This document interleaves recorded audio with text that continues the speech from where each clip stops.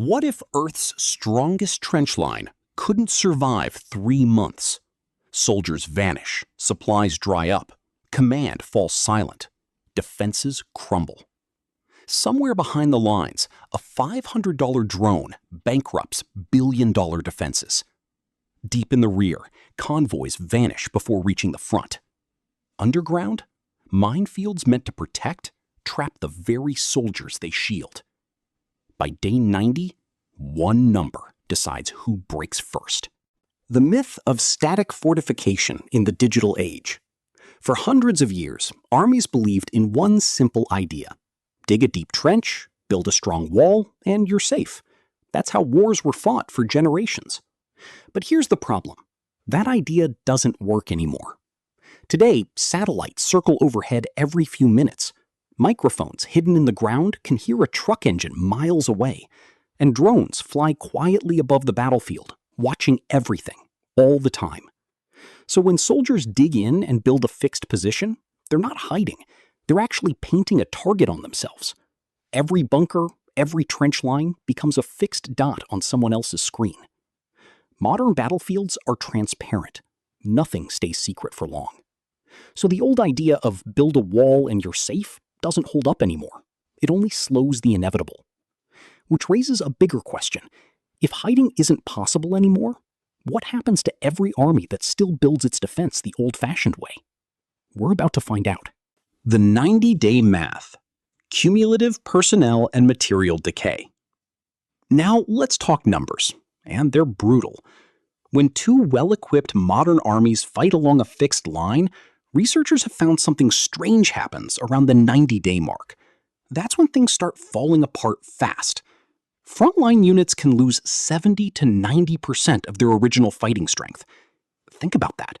Almost the entire team that started the fight is gone by day 90, replaced by new recruits with far less training and experience.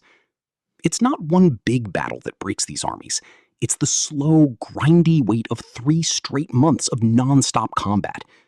Fresh troops simply can't replace veterans overnight. Skills take time to build, and time is exactly what these units don't have.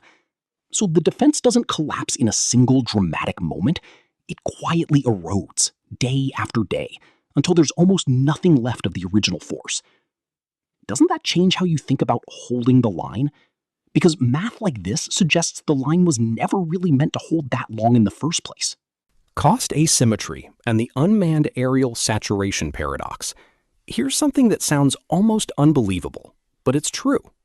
A single missile used to shoot down an incoming drone can cost between $1 and $4 million. Meanwhile, the drone it's shooting down might cost as little as $500. Let that sink in for a second. That's like spending a luxury car's price tag just to stop a toy. Now imagine that happening not once, but hundreds of times a day, every single day, for months. Defenders eventually run out of their expensive, limited supply missiles long before attackers run out of cheap drones. Once those defenses are empty, tanks, trucks, and soldiers are left completely exposed to wave after wave of low-cost aerial attacks. It's not really a battle of weapons anymore. It's a battle of budgets. And budgets run out a lot faster than factories can refill them. So here's the real question. In a war where cheap drones can bankrupt expensive defenses, who actually wins in the long run? Artillery expenditure versus industrial production reality. Modern warfare eats ammunition at a terrifying rate. On the busiest fronts, armies can fire off 10,000 to 40,000 artillery shells in a single day. Now stretch that out across 90 days of continuous fighting, and the numbers become almost impossible to imagine. In fact, one side alone could use up more shells in 3 months than an entire Western country's factories managed to produce in a full year. That's not a small gap, that's an enormous one. When ammunition starts running low, commanders are forced to ration it, firing only when absolutely necessary. That means fewer shells to strike back at incoming enemy fire, which makes frontline troops even more vulnerable. It's a simple, brutal equation. If the enemy fires more shells per day than your factories can build in a month, your defense is running on borrowed time. So here's something worth sitting with. Modern war isn't just about brave soldiers anymore. It's about factories, supply chains, and who can keep building faster than the other side can destroy. Transparent gray zone. Interdiction of deep logistics. Here's something most people never think about. A battle isn't just won or lost at the front line. It's often decided miles behind it. Thanks to thermal cameras, AI-powered video feeds, and constant drone surveillance, modern militaries can now see and strike targets 30 to 50 kilometers behind the actual front line. That means supply trucks, ammunition depots, and fresh troops moving toward the front can be spotted and destroyed before they ever get there. Picture soldiers in a trench, waiting for food, water, batteries, or bullets, and none of it arrives, because the trucks carrying it were destroyed long before they got close. The front line doesn't get overrun in some dramatic charge. It simply starves, slowly, cut off from everything it needs to keep fighting. It's a quiet kind of collapse. No explosion, no headline moment, just isolation. And that leads to an unsettling thought. What happens to any defense when the enemy doesn't even need to reach the front line to defeat it? Electronic warfare degradation and command suppression. Imagine trying to fight a war where you can't talk to your own team. That's exactly what electronic warfare creates. Modern battlefields are flooded with invisible signal jamming that disrupts radios, scrambles GPS, and interferes with encrypted communication systems. Over 90 days of non-stop jamming, these systems break down more and more, leaving units cut off from each other. Even worse, command posts, the places where officers plan and give orders, can be located almost instantly just by tracking their radio signals. Once found, they become prime targets for guided strikes. So commanders are forced to go silent, spreading out and avoiding communication just to stay alive. But that silence comes at a cost. No coordination, no shared battle plan, just isolated groups of soldiers making decisions alone. When the invisible battle for the airwaves is lost, the physical battle often follows right behind it. Makes you wonder, in modern war, is losing your communications just as dangerous as losing your weapons? Minefield dynamics and the breach-defend paradox. Minefields sound like the perfect defense, right? Bury explosives and nothing gets through. And it's true. Modern minefields have grown from about 120 meters deep to over 500 meters, making them incredibly hard for attackers to cross. But here's the twist nobody talks about. Minefields are a trap for both sides. The heavy machines used to clear a path through mines, like armored mine-clearing vehicles, are huge, slow, and easy to spot from the air.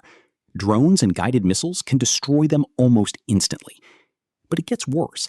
If defenders ever need to retreat, counterattack, or reposition, their own minefields block their path too. They end up trapped inside the very defenses they built to protect themselves. It's a strange kind of paralysis. The mines stop the enemy from moving forward, but they also stop the defenders from moving at all. So here's a question worth asking.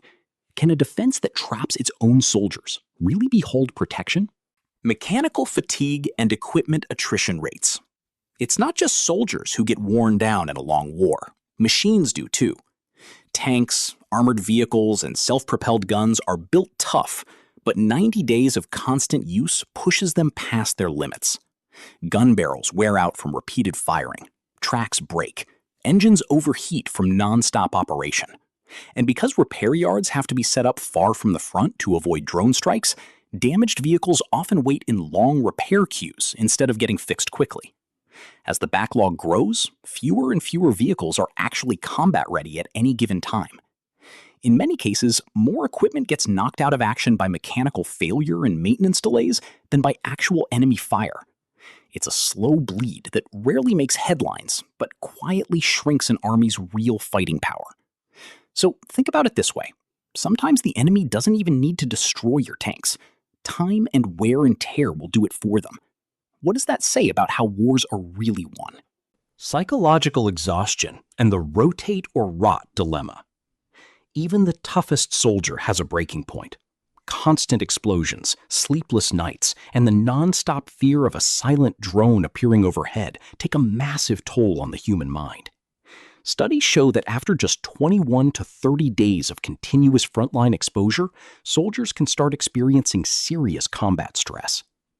Normally, armies solve this by rotating tired troops out and bringing fresh ones in. But remember what we covered earlier. Supply lines are often cut off, which means rotations become incredibly difficult, sometimes impossible. So soldiers stay in the fight far longer than they should. By day 90, without proper rest, exhaustion turns into something deeper. Slower reactions, poor decisions, and emotional burnout.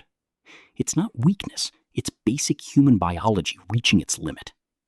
A defense line can have all the weapons in the world, but if the minds behind those weapons are broken down, does the line even mean anything anymore? What do you think? Is mental endurance the most underrated weapon in modern war? The future paradigm: elastic defense and autonomous rearmament. So if static defenses keep failing after 90 days, what's the alternative? Militaries are now shifting towards something called elastic defense. Instead of digging in and holding one fixed line no matter what, forces spread out across deep buffer zones filled with sensors, drones, and unmanned ground vehicles. Rather than standing firm and absorbing endless punishment, units pull back when needed, strike when the moment is right, and trade space for time, making the enemy pay dearly for every mile gained. It's a complete shift in mindset: survival through movement, not survival through concrete and sandbags. Autonomous machines increasingly take on the most dangerous jobs, reducing the number of humans exposed to constant bombardment. This isn't just a tactical adjustment. It may be the foundation of how future wars are fought entirely. So here's the big question to leave you with. If holding ground is no longer the winning strategy, does the very idea of a front line still have a future? Let us know what you think in the comments below.